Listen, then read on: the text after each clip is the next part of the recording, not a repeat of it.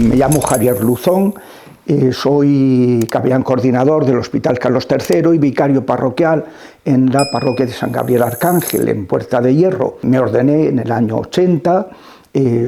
Antes pues fui profesor de antropología filosófica y luego desde el año 95 hasta el año 2015 con intervalos, estando en Córdoba me encargaron el ministerio exorcístico, luego aquí en Madrid, y alcanzando pues una experiencia muy intensa porque había ya en la segunda fase, la fase de Madrid, había muchísima demanda, ¿no? Al haberse alejado, haberse producido esto que explico en mi libro de El Quo Vadis Ecclesia, esa gran apostasía, la gente cuando acude al exorcista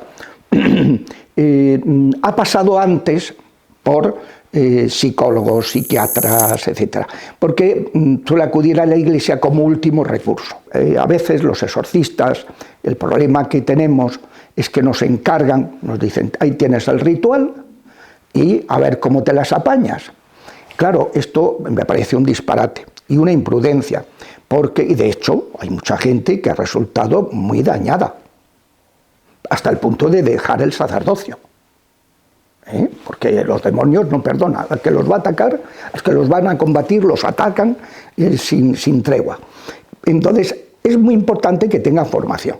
¿Y qué sucede? Hoy día, por desgracia, en muchas diócesis, que ya tienen el mérito de haber nombrado un exorcista, porque el Papa ha escrito a todos los obispos del mundo diciendo que en Roma están hasta la coronilla de denuncias en la Congregación para el Culto, del Dicasterio del Culto Divino, que es del que depende este tema, porque los obispos no atienden a la gente con problemas, y entonces les ha pedido que por favor pongan un exorcista. Pero no basta ponerlo, hay que formarlo. Y no solo formarlo un cursillo teórico, que se hace en Roma, tal, de vez en cuando, sino que hace falta, como dice el propio ritual en los prenotanda, en el último punto dice, además de todo esto, lo más importante es que el nuevo exorcista aprenda el oficio de alguien experimentado, que le ayude a saber comportarse, que pierda el miedo, que vea el poder que tiene, poder sacerdotal. Entonces, ¿qué pasa? Cuando no hay mucha formación, el problema que estamos teniendo es el siguiente. La gente viene al sacerdote, y el sacerdote, si no ve la niña del exorcista, que era un chico, por cierto, no era una mujer, era un chico, si no ve la niña del exorcista, le dice, tú no tienes nada. Oiga usted, primero, las posesiones no se detectan en un instante. Yo he estado un año, rezándole todas las semanas una oración intensa, no exorcismo porque no había dado la cara, pero intensa de liberación, a una mujer que había percibido que tenía algo especial porque ella captaba cosas que solo los poseídos captan. Y dije, aquí hay algo, aquí te he pillado. Y entonces, con constancia, todas las semanas le hacía una oración de liberación.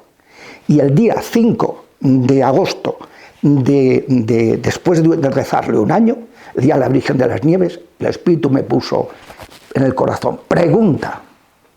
Y entonces dije el nombre de Jesús, dime quién eres. Y empezó a chillar un demonio, dijo el nombre y se largó.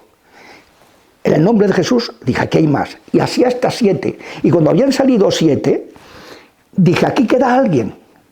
Y era el demonio mudo, que es muy poderoso, como decía Jesucristo, y estaba escondiendo a los otros 7. O sea, que a mí un exorcista, que a la primera vez que ve a una persona le diga, usted no tiene nada, hombre, si mire, tenga respeto por el dolor de la gente. Si va a usted es porque algo le pasa, que podrá tener una componente psicológica, pero algo le pasa.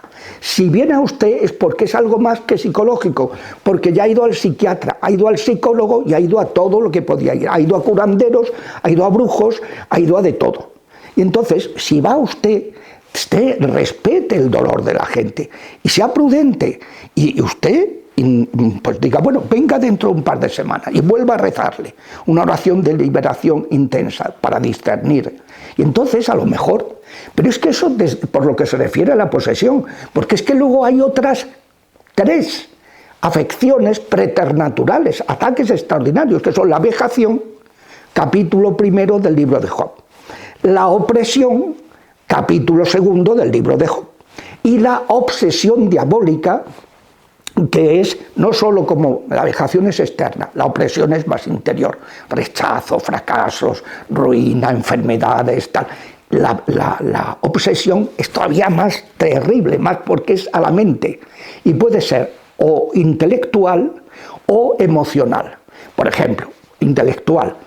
Me viene una persona que su psiquiatra le ha dicho, mire, usted le vengo dando un tratamiento que yo a los TOC que trato en 4 meses se estabilizan. Y usted no responde nada, no le hace ningún efecto la medicación. Vaya usted al sacerdote. Y así vienen, porque el tipo de obsesiones, etcétera, no remiten ante un tratamiento médico. Obsesión afectiva, un amarre. Le echan un amarre para romper el matrimonio, para captar el favor afectivo de una persona y te encuentras, como me decía hace no mucho una madre, me decía, es que no la quiere, pero no puede dejarla. Me dice que no la quiero, no me gusta, pero no puedo dejarla porque estaba amarrado. Entonces, oiga, si vienen a usted, señor exorcista, con un problema, primero respete el dolor, sea prudente y sepa que además de poder tener una posesión, que la puede tener, pues puede estar siendo vejada, oprimida o obsesionada esa persona, que son otros tipos y esos no suben por las paredes, ni levitan, ni mueven la cabeza, ni rugen, ni hacen cosas raras, pero están sufriendo tanto o más que los poseídos, porque los poseídos en el momento en que entran en trance no sienten nada.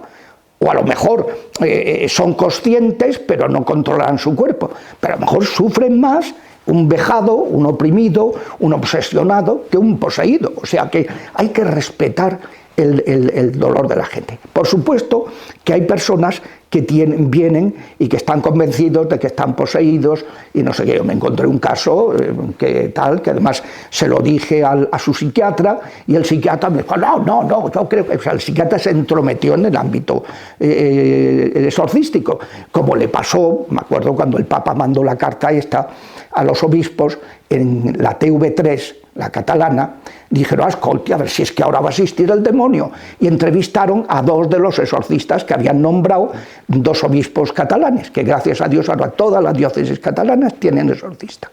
Entonces, pues, hicieron un programa. Y el marido de una sobrina mía trabaja allí y le dijo al que organiza, oye, el tío de mi mujer ha sido exorcista muchos años y tal, si quieres que os eche una mano, muy bien, y me entrevistaron por teléfono. Y entonces yo estaba escuchando la entrevista a un psiquiatra furibundamente antirreligioso que me precedió. Y cuando fue a empezar le dije al periodista, perdone, antes de que usted me pregunte nada, yo quiero hacer una aclaración. No soporto el intrusismo profesional. Ese señor que ha estado hablando de cosas que desconoce, diciendo que esto es desdoblamiento de personalidad. Le voy a preguntar, a ver, señor psiquiatra, si una persona vomita una masa de barro tamaño calabacín por la boca, ¿qué tipo de desdoblamiento barruno ha tenido esa persona? Si una mujer está en una misa, se siente mal, baja al baño y cuando va a llegar al baño se cruza con un sacerdote que sale del baño, caballeros, y entonces vomita 13 ranas vivas, pequeñitas, pero vivas. El sacerdote ve eso y sale zumbando. Luego 7 y luego 3, la última arcada. ¿Qué tipo de desdoblamiento ranuno es ese? Y me dice el periodista, ascolti, si se pone usted así, digo, hombre, pues ¿cómo quiere que me ponga?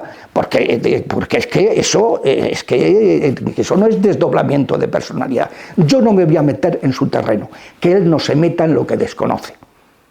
O sea que esto está pasando, que a veces pues es la relación, como he dicho antes, psiquiatría, psicología, psicoterapia y terapia psiquiátrica y espiritual, es un problema porque hay una negación del espíritu por parte de las escuelas psiquiátricas y psicológicas, en su mayoría carecen de una antropología natural, real, cristiana, etc., y no respetan la dimensión espiritual. Entonces hay gente que te viene, que está convencida de que tiene no sé qué, y luego en realidad, pues claro que la hay, y por eso hay que discernir, pero que no olvidemos que pueden ir unidas las dos cosas. Mire, una de las cosas, y con eso acabo la respuesta, que me estoy alargando un poco, el Papa, en el año 17, en el discurso que da todos los años a la penitenciaría apostólica en un congreso que organizan, penitenciaría es el dicasterio, se encarga del fuero interno, de la conciencia. Pues era ese año espíritu y psique. Tema mental, salud mental y espíritu. Y entonces le dijo, mire, el principal fallo que suelen cometer los sacerdotes es negar que pueda existir algo espiritual por el hecho de que exista una afección psiquiátrica o psicológica. Son dos cosas distintas.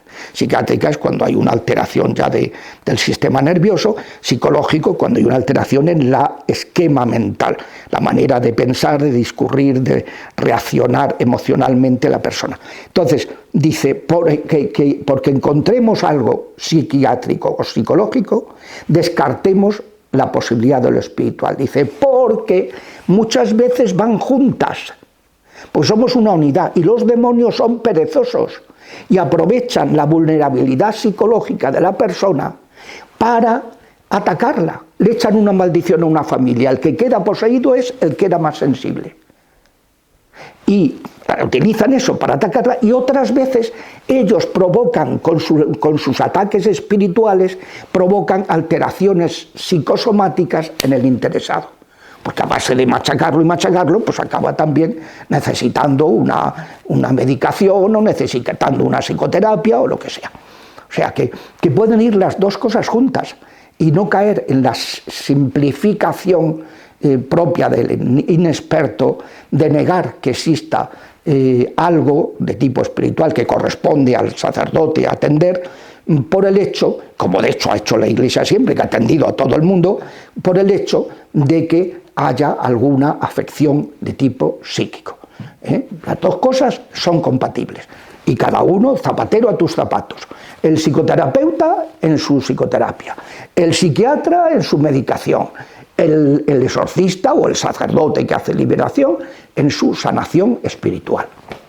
Sí, esa es la especialidad de los demonios, que nos conocen muy bien, porque además conocen a nuestros antepasados, conocen nuestros genes, entonces pues saben dónde apretar y dónde atacar. La palabra diablo significa, diabolos es el que se entromete para separar, diabolos es el que separa, acusando, es el acusador.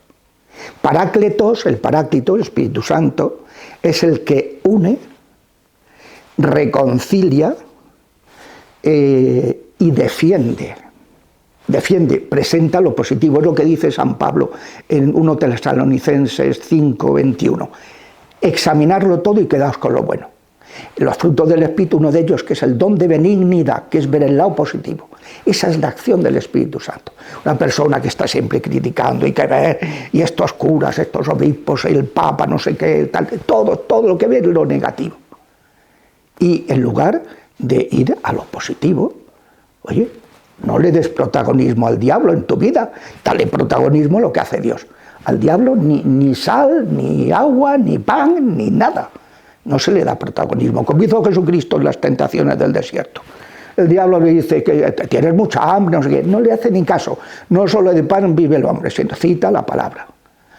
Bueno, pues ¿por qué no montas un espectáculo tal, no sé qué y tal, para la soberbia de la vida, ¿no? Y el Señor le dice, no tentarás al Señor tu Dios. No escucha su tentación. Después le dice la concupiscencia de los ojos, la avaricia, ¿no? Te daré todo, que no tiene nada, si te postras y me adoras.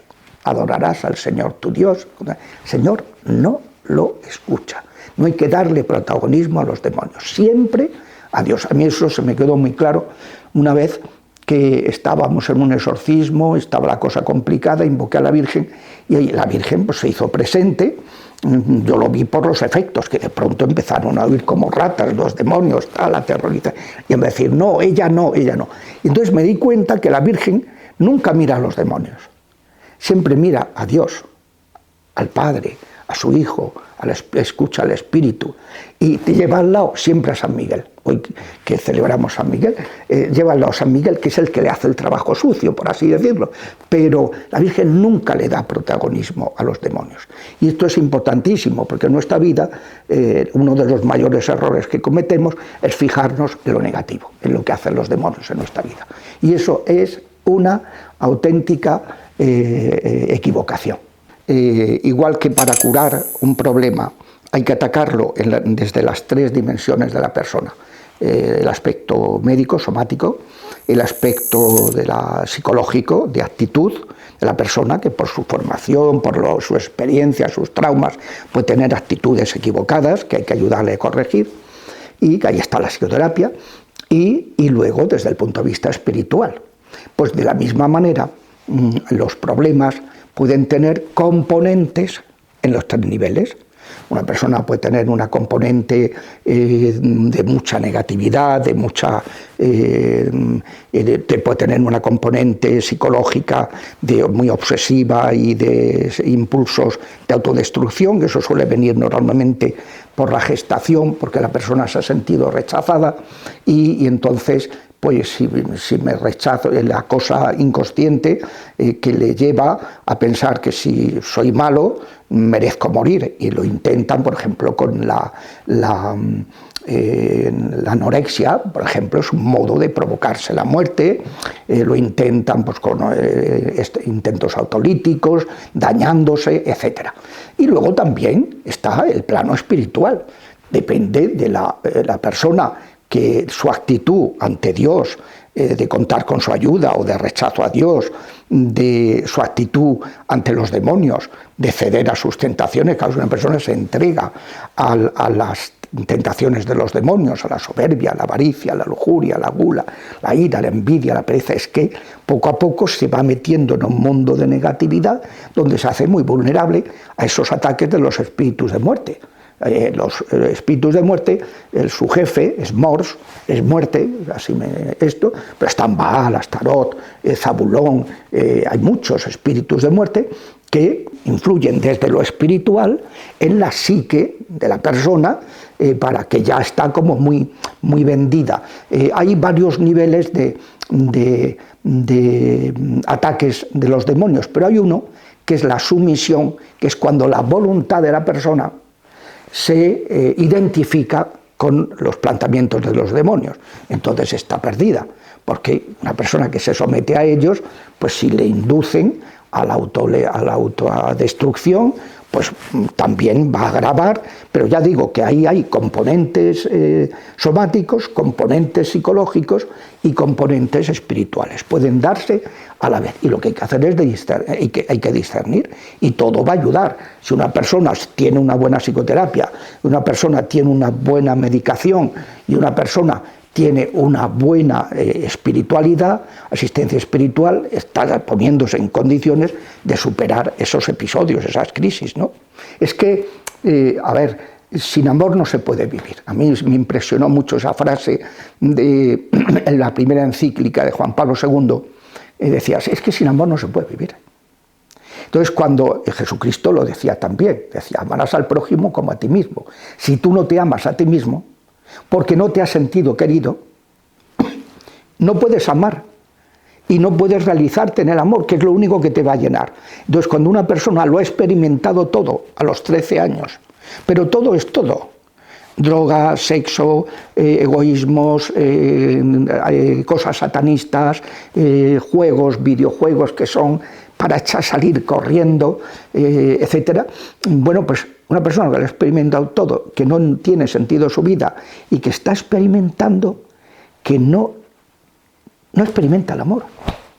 Entonces su vida no tiene sentido, y una vida sin sentido, eres carne de cañón para que cualquier ataque espiritual de los demonios o cualquier ataque psicosomático, y cualquier momento, crisis psicosomática, pues que puedas hacer una tontería. Por eso, claro, esto es un termómetro muy claro. Una sociedad que dice, somos muy modernos, hemos avanzado mucho. Y pues hijo, no. porque la resultante de estos avances tecnológicos es que los estamos empleando mal, hasta el punto de que ahora mismo los chicos ya no le encuentran sentido a la vida a unas edades, vamos, que es que uno dice, pero ¿cómo puede ser un anciano a los 12 años, a los 13 años? Pero un anciano total, que es que no tiene interés por nada. Ha perdido toda motivación. Eso es terrible. Una sociedad que está así es una sociedad enferma, llamada a la autodestrucción. Bueno, no sé, yo creo que Dios es misericordioso y va a intervenir para purificar a esta sociedad y salvar lo salvable, ¿no? Porque, claro, Jesucristo era muy paciente siempre con el pecador que se arrepentía, pero cuando le tocaban a los niños, ahí las palabras que dijo son terribles. El que atenta contra un niño, más le valía que le encajara una rueda de molino, que entra, porque está bisel, pero ya no sale, y lo arrojaran al mar. Dice, qué misericordia, no, es que has tocado lo que no se puede tocar. Y eso es lo que estamos haciendo ahora. Estamos induciendo a los niños de 2 y 3 años a que experimenten sus cuerpos para no sé qué, no sé cuántos, ya los has destruido para siempre. Y claro, cuando a Jesucristo le tocaban los niños, ya hay. Por eso es por lo que estoy convencido de que va a haber una gran purificación muy próximamente, como está dicha en la Biblia. Lo explico en el libro del Quo Vadis Ecclesia, en el capítulo 4, cuando explico cómo se ha producido esta gran apostasía y cómo estaba profetizado todo esto en la Biblia y en las revelaciones privadas, pues del momento de la gran purificación, ¿no? Que es el que vamos a vivir si Dios quiere. No solo es una trampa, sino que es terrible, porque... Sí, perdone, como mi pregunta no se va a escuchar, si puede empezar la respuesta con la pregunta antes. Se plantea si ante una necesidad, que toda esta ansiedad que se ha extendido en una cultura que se ha apartado de la ley natural, o sea, ¿quién ha fabricado, quién ha creado el mundo? Dios. Si tú te alejas del software, pues aquello no funciona bien y acaba estropeándose. Y es lo que nos pasa. Entonces la gente, como decía Chesterton, cuando no se cree en Dios, acabas creyendo en cualquier cosa. Entonces, ¿qué es lo que está pasando? Ante esa crisis de la espiritualidad, heriré al pastor, dice Zacarías 13:7, y se dispersarán las ovejas, ante el desprestigio de la Iglesia, la gente ha ido a buscar a otras fuentes. Y claro, lo peor de todo es que la fuente que está como presentada como más es las espiritualidades orientales. Entonces, ¿cuál es el problema de las espiritualidades orientales? Que son autolíticas. O sea, ¿qué es el nirvana? El nirvana, que es el ideal de felicidad del budismo, del hinduismo, es la negación de todo sentimiento. Entonces, si tú niegas tus sentimientos, estás abriendo las puertas a que otras entidades tomen posesión de ellos. ¿Qué es lo que sucede? Pues que, a ver, ahora mismo estamos en el año 2023. En el año 2003, la sede romana sacó un documento sobre la nueva era, que les recomiendo que vean porque es profético. Después, la Conferencia de Obispos de Estados Unidos sacó otro documento sobre el Reiki. Si esto de canalizar energías, ¿qué energías son estas? ¿Quiénes son esos maestros ascendidos? Son los demonios.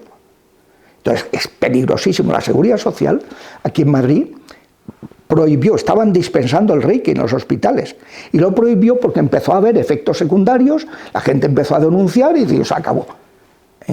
Porque claro, cuando tú dices, no, voy a imponer las manos para canalizar energías, ¿qué energías son esas?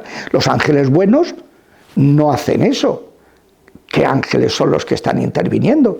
Es terrible lo del Reiki. Yo me he encontrado cantidad de veces que preguntas, dime el nombre, y te dice Reiki, a los demonios. En un exorcismo le preguntas. Bueno, entonces la sede romana sacó esto, sacó los obispos de Estados Unidos y la Conferencia Española, porque hay un movimiento aquí en España de un sacerdote que está en el Zen, supuestamente Zen cristiano, pero nunca se habla de Cristo ni de Dios en ese movimiento. O sea, que de Zen cristiano nada. Y entonces los obispos sacaron un documento sobre la incompatibilidad de la meditación zen, la meditación oriental y la oración cristiana. Que ya en el año 83 Juan Pablo II hizo que con el Dicasterio para la Fe sacara sobre Orationis Formas, otro documento, ya va el cuarto que le cito, sobre diversas formas de oración que se han metido en las instituciones católicas. Tenemos colegios de monjas, tenemos colegios mayores de religiosos, tenemos parroquias. Yo estuve en una parroquia donde se hacía tai chi. Entonces, claro, sin darse cuenta que el Tao es la moralidad, es el relativismo, que el yin y el yang, que todo es equivalente, que al final todo es lo mismo, que los opuestos se equiparan, que tal. Bueno, entonces es un desconocimiento tremendo de ese sustrato nihilista del yoga, es el nihilismo, la negación de la persona. Porque ellos dicen, si deseas algo, como no lo vas a conseguir, te amargas. Lo que tienes que hacer es no desear nada. Eso solo le puede interesar a los demonios. Dios nos ha enviado a su propio Hijo para que podamos conseguir lo que deseamos, los deseos que Dios mismo ha puesto en nuestro corazón. Cuando Cristo nos dice, el que quiera venir conmigo, niéguese a sí mismo, está diciendo que niegue el pecado, no todo lo positivo que Dios ha puesto en él. Los cristianos no negamos, no somos nihilistas, somos afirmativistas, somos positivos. Porque lo que hacemos es potenciar y purificar las cosas negativas que hay en nuestro corazón. La soberbia, la avaricia, la lujuria, la gula, la ira, la envidia, la pereza, la tristeza, los pecados capitales, las actitudes negativas. Eso es lo que tenemos que quitar. Pero claro, eso no se puede quitar con la autoayuda, con el voluntarismo.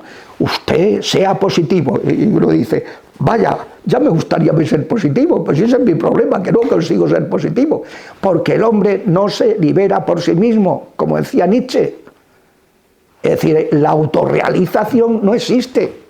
El único médico, el único capaz de liberarnos, de sanarnos, es Cristo. Y si no lo necesitáramos, el Padre no lo había enviado al mundo con la misión de morir por nosotros. ¿O es que Dios es masoquista? No, pero nos quiere tanto que ha estado dispuesto a sacrificar a su hijo, lo que no le pidió a Abraham, que cuando iba a sacrificar a Isaac, le dijo, detente, ya has mostrado tu actitud. Pues yo voy a sacrificar, sí que voy a sacrificar al mío, para que vosotros no tengáis que sacrificar a los vuestros, que es el mensaje de la Virgen de Guadalupe. Ella que aparece embarazada y les dice, yo he sacrificado a mis hijos vestida de sol, para que vosotros no tengáis que sacrificar los vuestros al Dios del sol. Para que salga el sol al día siguiente tenéis que matar a vuestros hijos. No, yo he sacrificado al mío para que vosotros no tengáis que sacrificar a los vuestros. Es decir, son estas teosofías nihilistas, que es el problema. La gente dice, no, si yo voy a la clase de yoga solamente a relajarme, y pues entonces que eres tonto de capirote, porque para relajarte, porque tienes que poner posturas de deidades diabólicas, porque tienes que poner la postura de Shiva, de Kali, de Vishnu, porque tienes que invocar, que encima eres un ignorante que no sabes que estás invocando esas deidades. Y cuando los invocas, aunque tú no lo sepas, los demonios lo aprovechan todo, porque esto funciona objetivamente. Es como el que tiene un amuleto y se cree que eso no le va a hacer daño porque él no cree en su significado. Da igual lo que tú creas, el demonio sí que cree. Y el demonio, cuando tú has agarrado un amuleto, va a aprovechar eso para influir en ti. Te has hecho un tatuaje que dice el Levítico que no tatúes tu cuerpo. Pues ese tatuaje lo va a aprovechar el demonio para influir en ti. Entonces, es el gran problema de estas teosofías.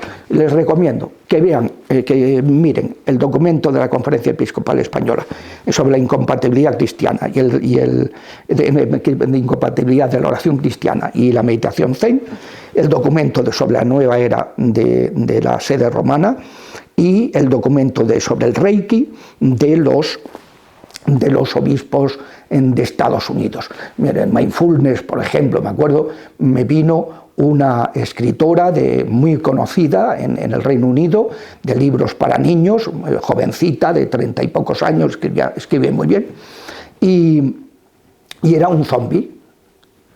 Y se agarró un low cost y se vino a Madrid para que alguien la ayudara. Preguntó por un sacerdote, este dijo no le podía ayudar, me llamaron, le dije yo ahora no soy exorcista, pero ven y te haré discernimiento. Y resulta que la chica me dice, bueno, primero no podía hablar, tuvimos que rezar para que se fuera el demonio mudo. Y entonces, cuando ya empezó a hablar, y fue con traductor, porque yo el inglés no lo manejo, dice, cuando empecé a hacer mindfulness, primero me dio un subidón, porque claro, cuando tú la mochila de tus sentimientos positivos y negativos te la quitas, te quitas lo negativo y te da un subidón. Y dice, pero enseguida se me secó el corazón. Y digo, ¿eso qué es lo que es? Porque yo no había escuchado nunca esto de secarse el corazón. Dice, sí, que no siento nada. ¿Cómo que no siente nada? No, ni interés, ni desinterés, ni asco, ni odio, ni amor, ni nada, nada, no siento nada. Digo, esto es terrible. Dice, después se me bloqueó la mente, dejé de escribir y finalmente me he quedado muda, me quedé muda, hasta que le rezamos y se le fue el demonio mudo.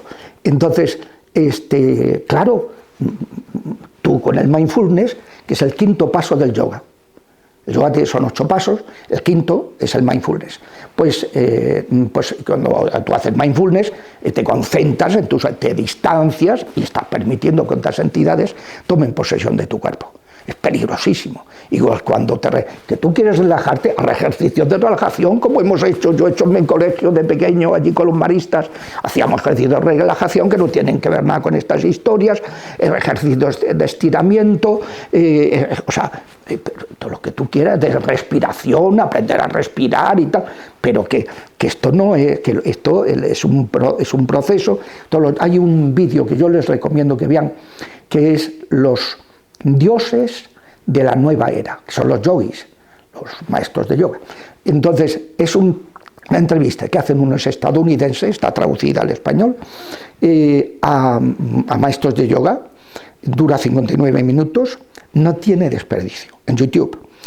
No tiene desperdicio, porque te va mostrando, claro, los yogis riéndose de los occidentales, y entonces se creen que estos son ejercicios de respiración. No, esto es un proceso. Es un proceso, una teosofía, es un proceso de nihilista, de acabar en el nirvana, acabar negando todo sentimiento, ¿no? El tema es el desconocimiento, la ignorancia. Usted mencionaba ahora pues, a un psiquiatra de un movimiento católico que tienen un problema, que es que de lo que no habló el fundador, eso no existe.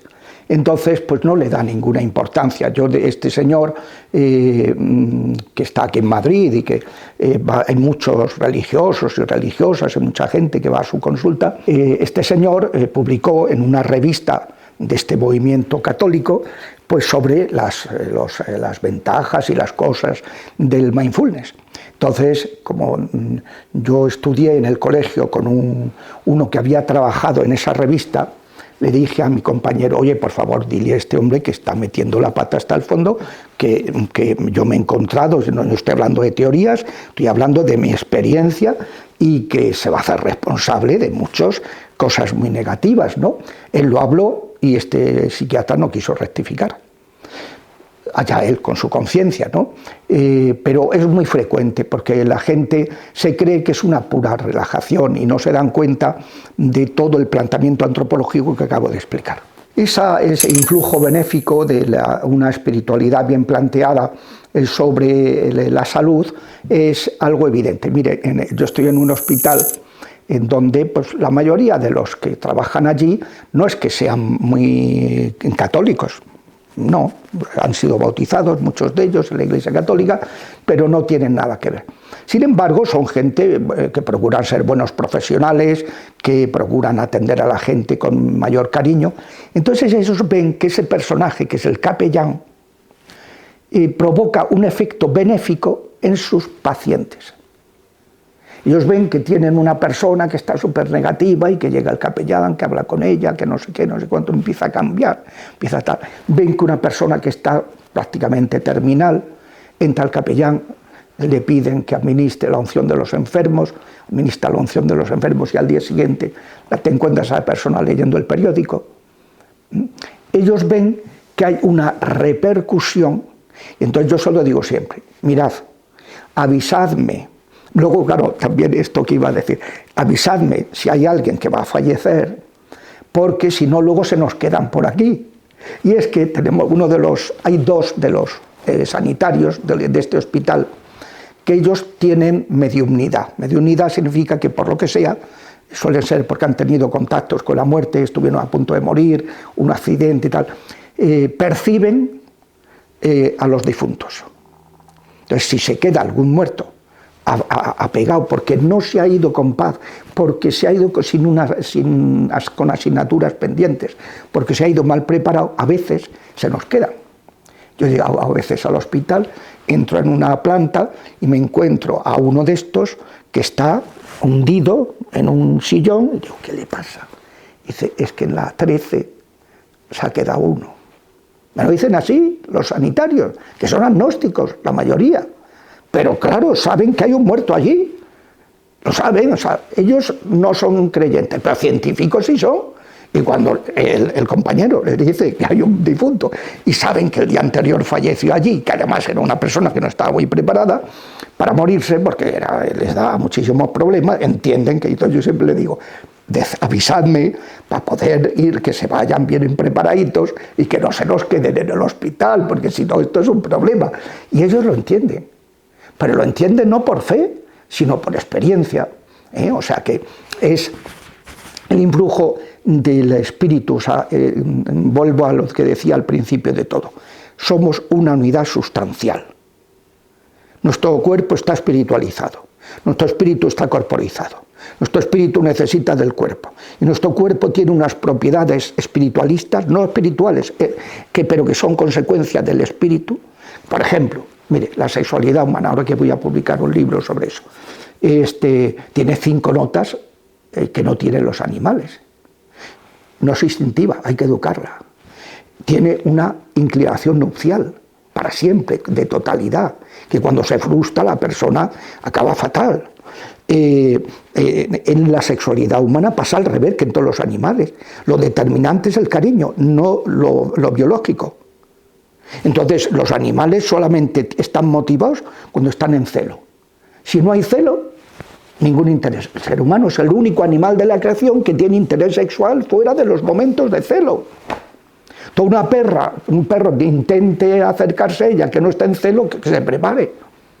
Ahora, como está en celo, me contaba un amigo hace poco que una perra que tiene, una mastina, ha tenido su primer celo, bueno, la que ha liado en el pueblo, porque se escapó y se fue buscando a todos los perros de todo el mundo. Yo creo que la habrán dejado preñada, claro, porque es el único ser. Luego tenemos nuestra afectividad masculina o femenina, tiene un cauce de realización que no es sexual, que en la amistad, en la solidaridad, y luego tiene una dependencia del espíritu. O sea, hay unas notas personalistas que no se dan en los animales, porque hay una unidad sustancial.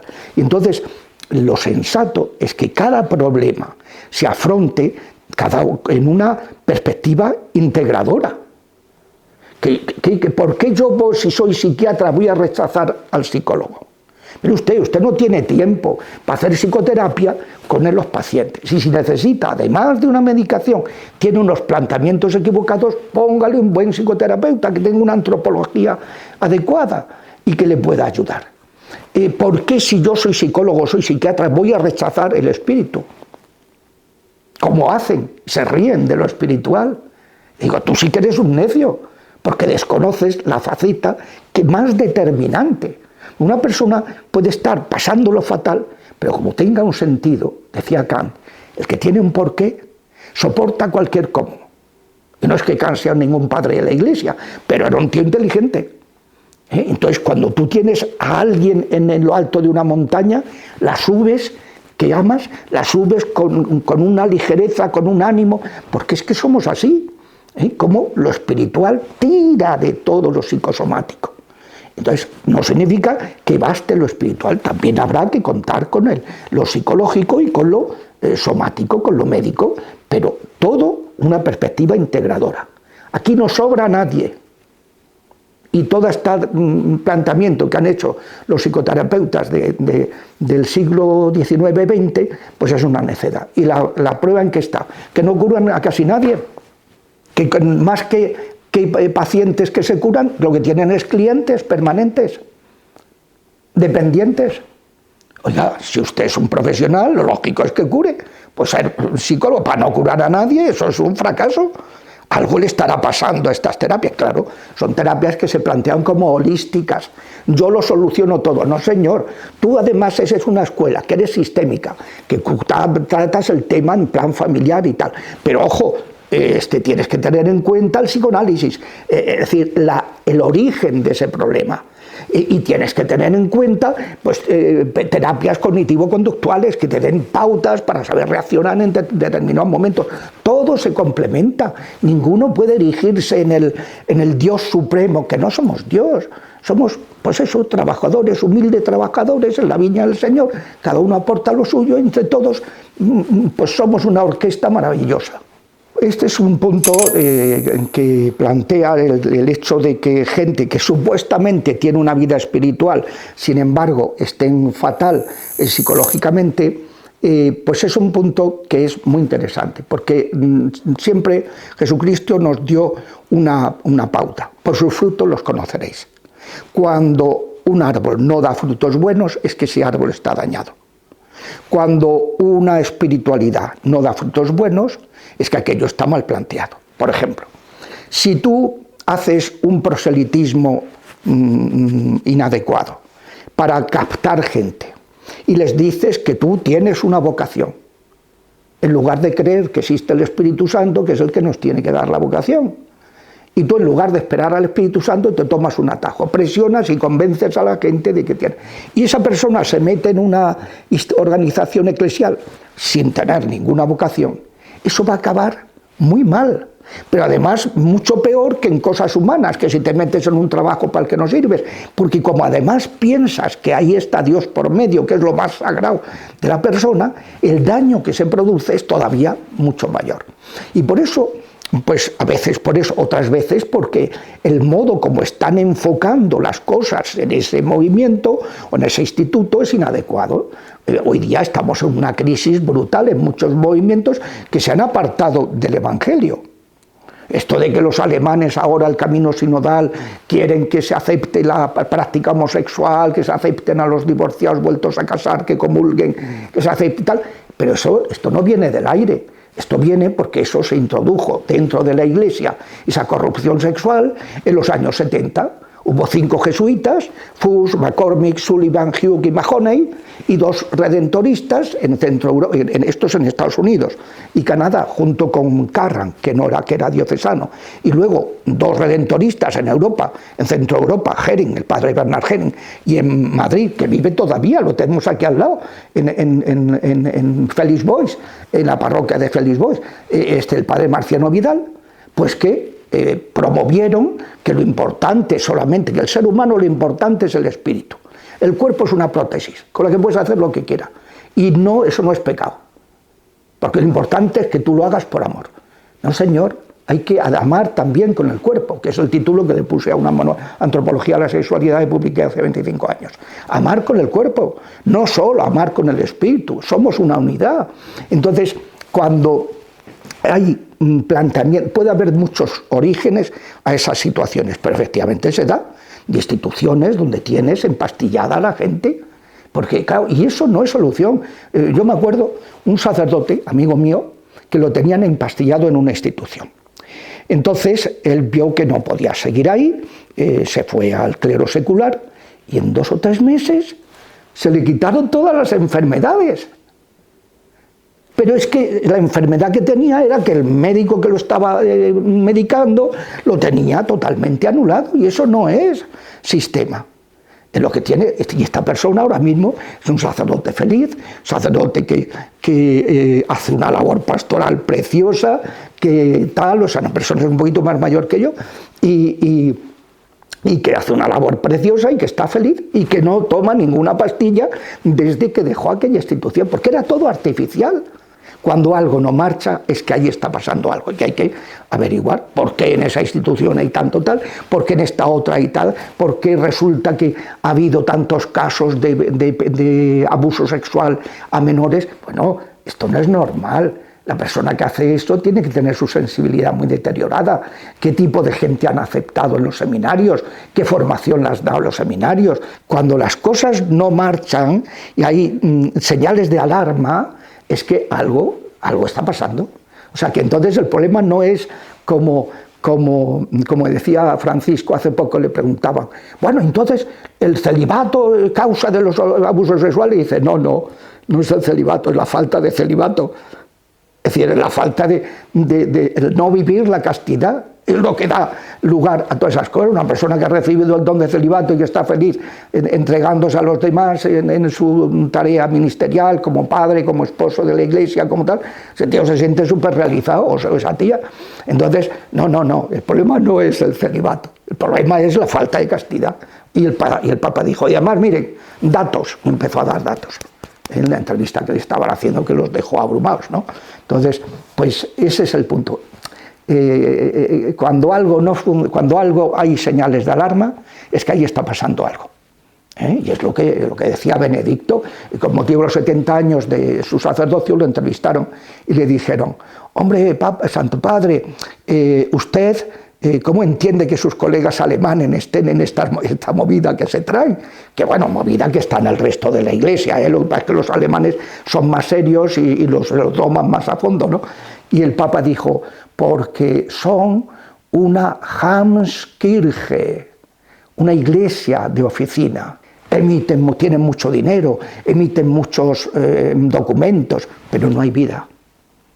Y entonces, pues cuando no hay vida, aquello pues ha acabado en lo que está, en un camino que es cismático y que es una pena, ¿no? Como le pasa a otros muchos. O sea, esto es, yo en el libro del Quo Vadis Ecclesia explico cómo se ha gestado la gran apostasía y cómo eso se ha metido dentro de la iglesia. No pensemos que la gente se ha alejado de la iglesia. No, perdona, que nosotros hemos favorecido que la gente se aleje de la iglesia, de Cristo y de Dios.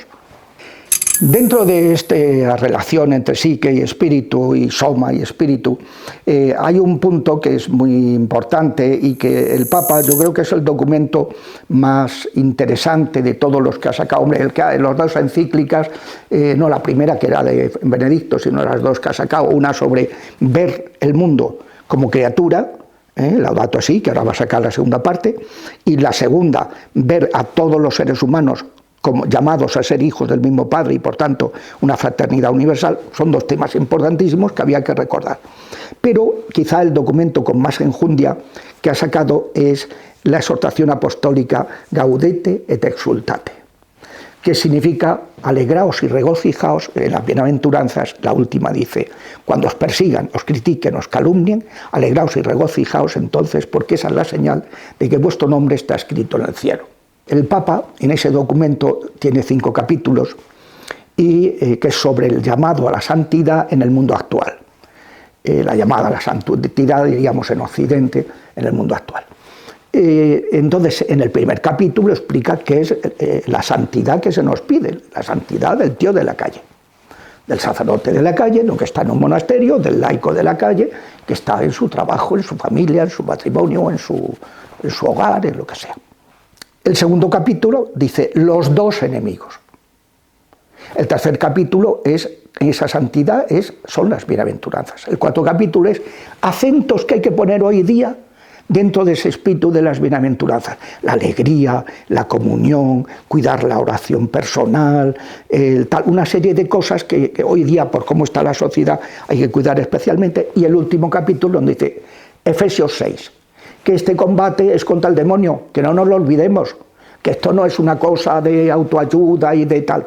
Bueno, pero el capítulo segundo hace una descripción de los dos grandes enemigos de la santidad, que son, uno, el gnosticismo, convertir la santidad en una teoría, una doctrina, algo abstracto, que solamente conocen unos poquitos y que los demás pues tienen migajillas.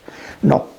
La vida cristiana es un encuentro de amor personal con Jesucristo, que supone unos dogmas, supone unos sacramentos, supone una oración, supone pero que la esencia es ese trato personal con el Dios cercano. Eso es lo que nos diferencia de todas las religiones, que creemos en que Dios es cercano y podemos tratar con Él, cosa que no se les... el Islam, que está sacado de los judeocristianos, pues como es de una herejía nestoriana que piensa que Cristo no es Dios, pues el Corán te plantea pues que, claro, que eso de que el Dios cercano, como nosotros somos gusanos, cómo vamos a tener en relación directa con Dios, y el cielo no es estar con Dios.